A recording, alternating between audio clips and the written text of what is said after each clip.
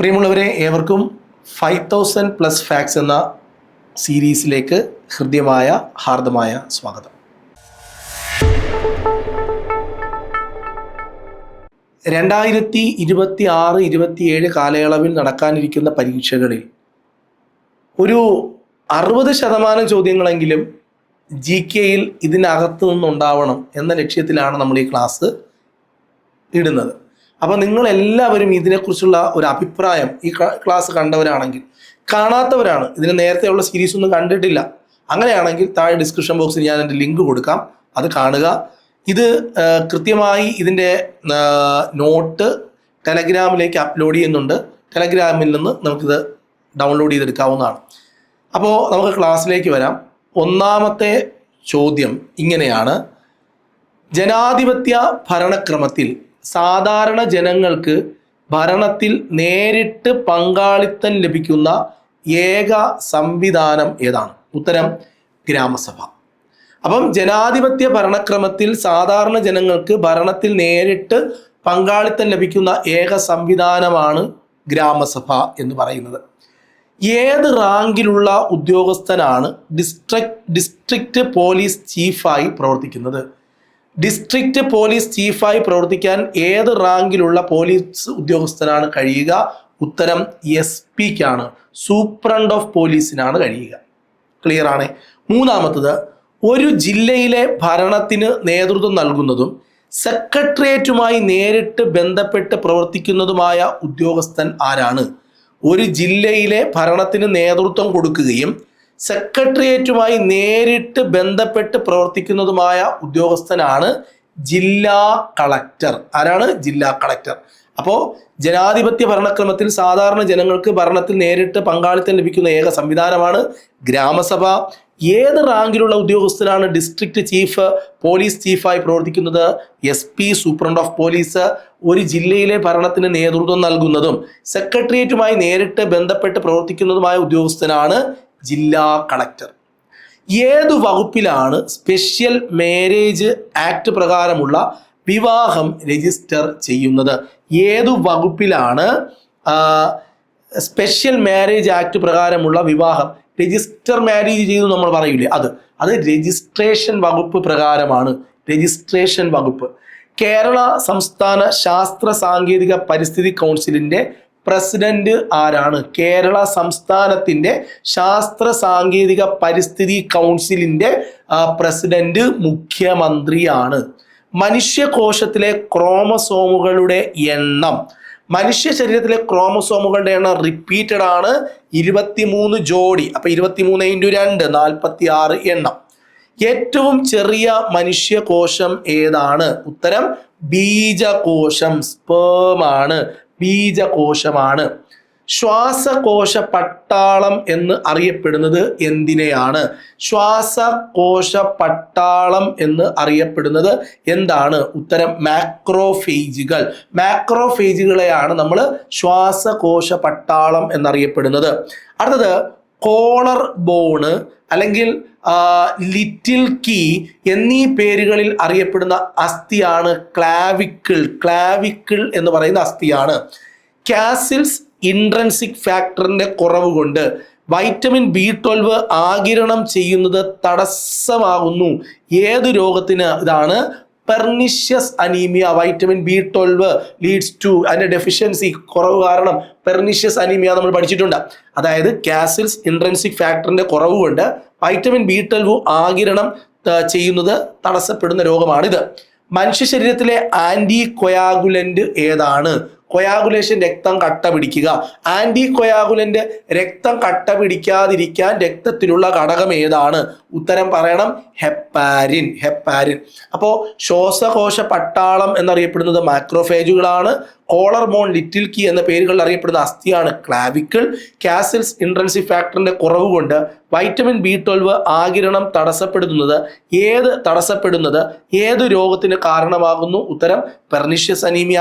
മനുഷ്യ ശരീരത്തിലെ ആന്റി കൊയാഗുലന്റിന്റെ പേരാണ് ഹെപ്പാരിൻ. ക്ലിയർ ആണ്? ഇത്രയും ഓക്കെ ആണോ?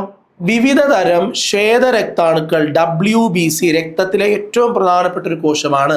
അപ്പോൾ അത് ഏതെല്ലാം ആണ്? അത് ഉത്തരം neutrophil, eosinophil, basophil, monocyte, lymphocyte. അങ്ങനെ 5 തരം ശ്വേതരക്താണുക്കൾ ഉണ്ട്. Neutrophil, lymphocyte, eosinophil, basophil, monocyte. എല്ലാവർക്കും നൽകാൻ കഴിയുന്ന രക്തഗ്രൂപ്പ് ഏതാണ്? ഉത്തരം O ഗ്രൂപ്പ്.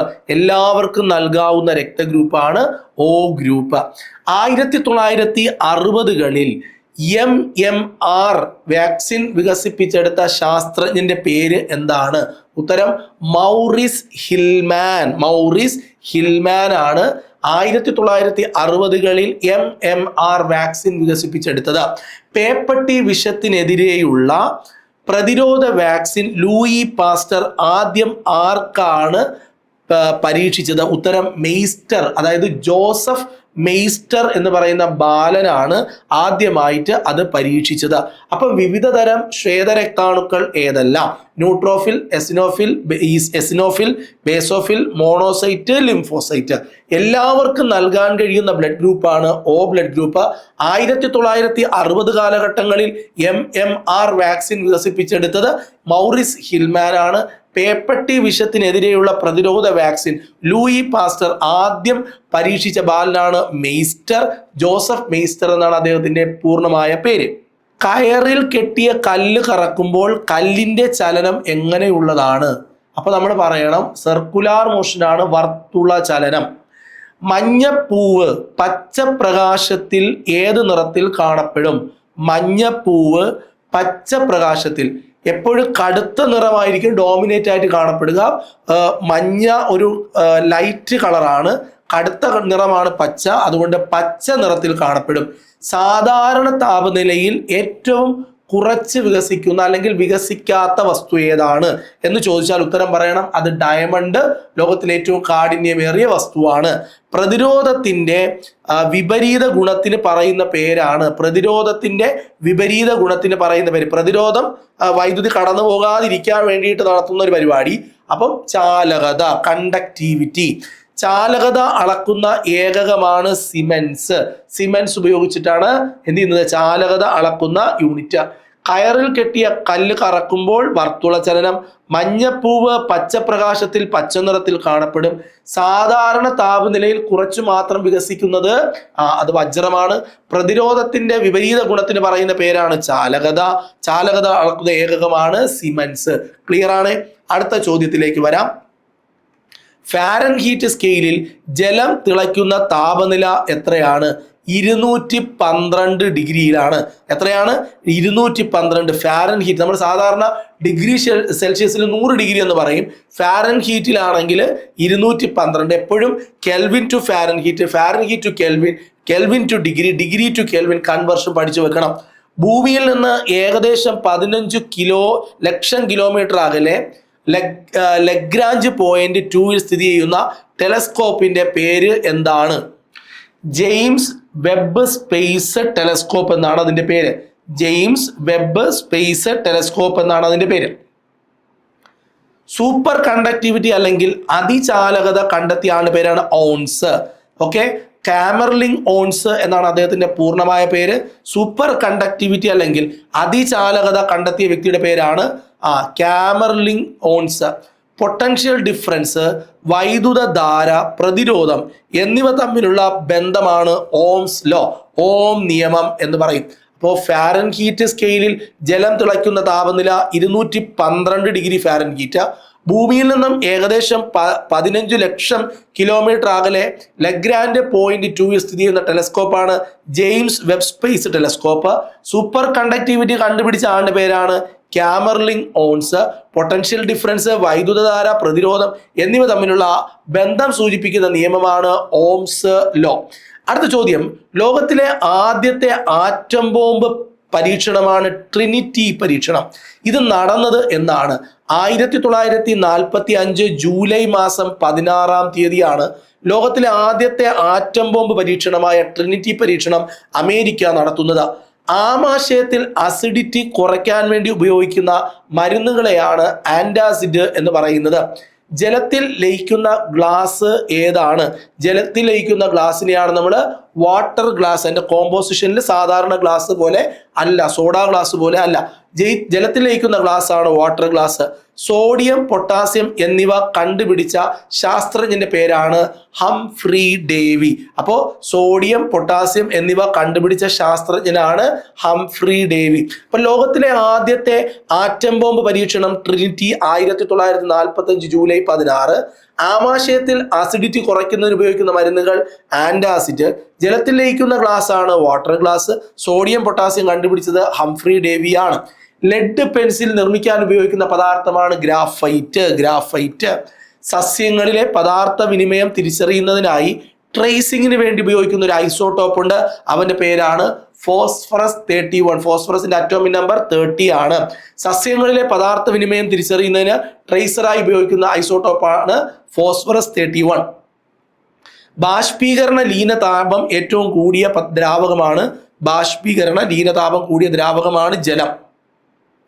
ആൽക്കഹോളും ആസിഡുമായി പ്രവർത്തിക്കുമ്പോൾ കിട്ടുന്ന വളരെ നല്ല മണമുള്ള പൂക്കളുടെയോ പഴങ്ങളുടെയോ ഒക്കെ രുചിയും മണവുമുള്ള പദാർത്ഥത്തിന്റെ പേരാണ് എസ്റ്ററുകൾ.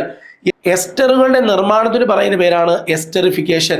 എസ്റ്ററുകളുടെ നിർമ്മാണത്തിൽ ആസിഡും ആൽക്കഹോളും ചേരുമ്പോൾ ഒഴിവാക്കപ്പെടുന്ന അല്ലെങ്കിൽ പുറത്തേക്ക് പോകുന്ന ദ്രാവകമാണ് ജലം. ലെഡ് പെൻസിൽ നിർമ്മിക്കാൻ ഉപയോഗിക്കുന്ന പദാർത്ഥം ഏതാണ്? ഗ്രാഫൈറ്റ്.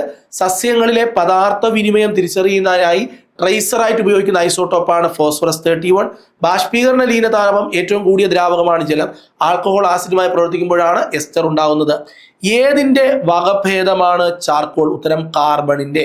വജ്രത്തിന് നീല നിറം നൽകുന്ന മൂലകം ഏതാണ്? ഉത്തരം ബോറോൺ. ബോറോൺ ഉണ്ടെങ്കിൽ വജ്രത്തില് നീല നിറം കിട്ടും.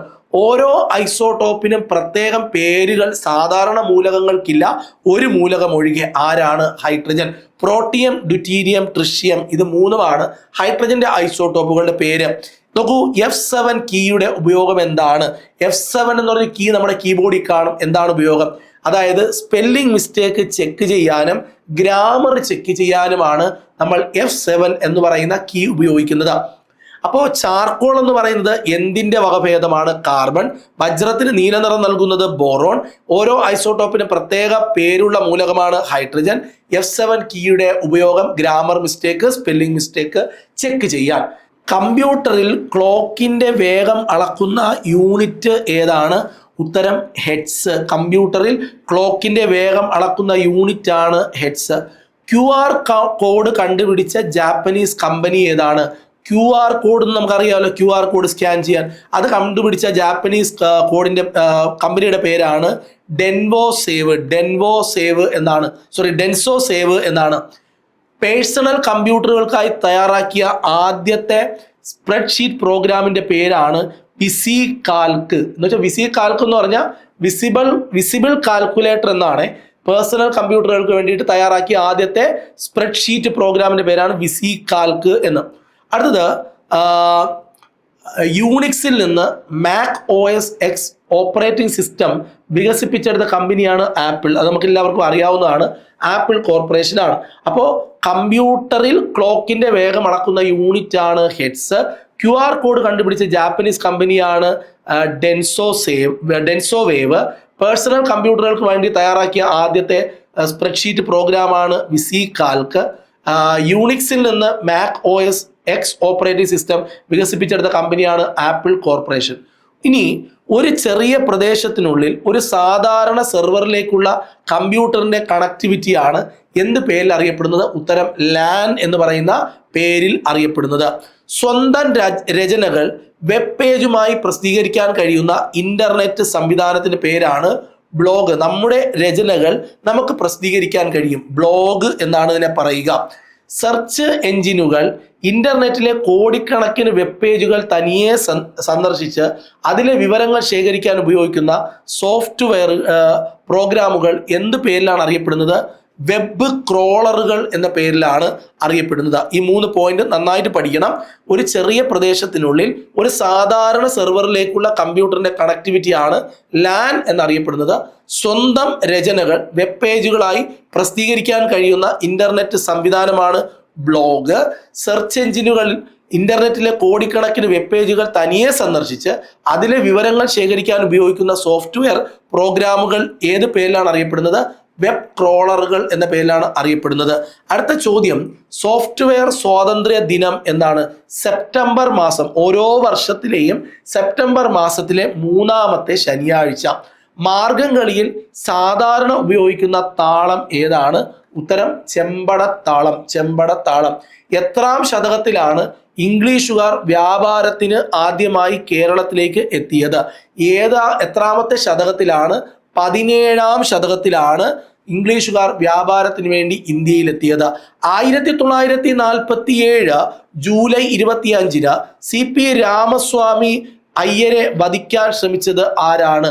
ഉത്തരം KCS മണിയാണ്. ആരാണ്? ചിദംബര സുബ്രഹ്മണ്യ അയ്യർ എന്ന KCS മണിയാണ് 1947 ജൂലൈ 25 CP രാമസ്വാമി അയ്യരെ വധിക്കാൻ വേണ്ടി ശ്രമിച്ചത്. സോഫ്റ്റ്വെയർ സ്വാതന്ത്ര്യ ദിനം സെപ്റ്റംബറിലെ 3-ാം ശനിയാഴ്ച.